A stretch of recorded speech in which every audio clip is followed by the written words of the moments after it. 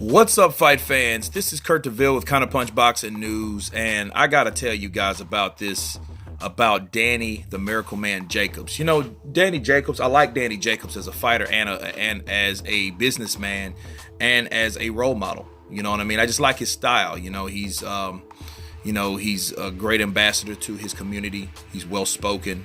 He's humble, but he's also fearless. And what I mean by that is he's calling out guys that, that someone like Triple G don't.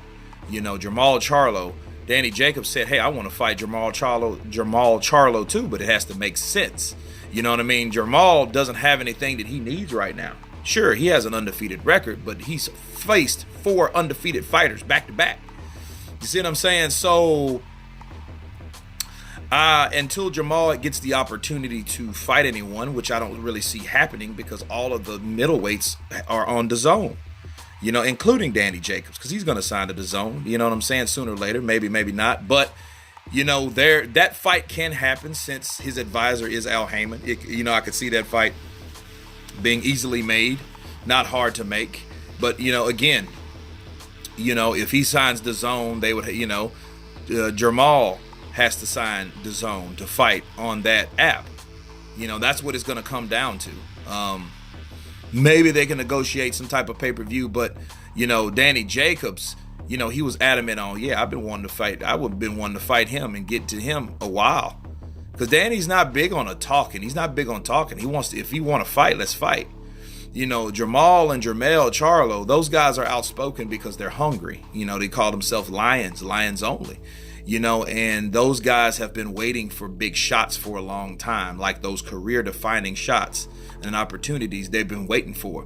And then when a fighter, is at their level and they have the desire to get those type of fights, that makes you hungry. That makes you more desired to fight those guys. It makes you want to train harder, makes you want to talk more shit, and makes you want to press the issue more. But I think they need to be smart. I don't want them to do like a Deontay Wilder and screw yourself out of a whole lot of money or overshoot yourself. And then the fight that you should be fighting never gets made because either you're trying to ask for so much money, because that's what it's about, money. It comes down to it.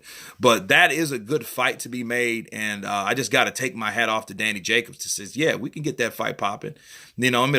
But first things first, I'm going after Canelo for the 160-pound strap, the WBC and the Ring magazine. And he also has the IBO, I believe. So, in the WBA, right? So, man. So I see Danny Jacobs really being the real boogeyman of the division because he's not afraid to fight anyone. He wasn't afraid to, take on a guy that sparred 300 rounds with him, because that guy knew him. So they fought tooth and nail. You know what I mean? He doesn't fight like a fighter that's trying to avoid punches or, too defensive, which is not always a fan-friendly way of doing things.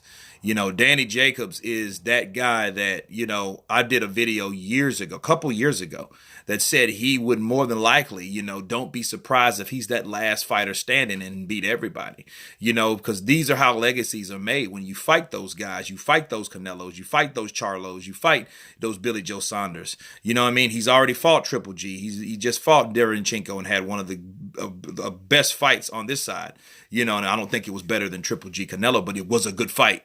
You know what I mean? And I think that was just a name fight, that happened to be good.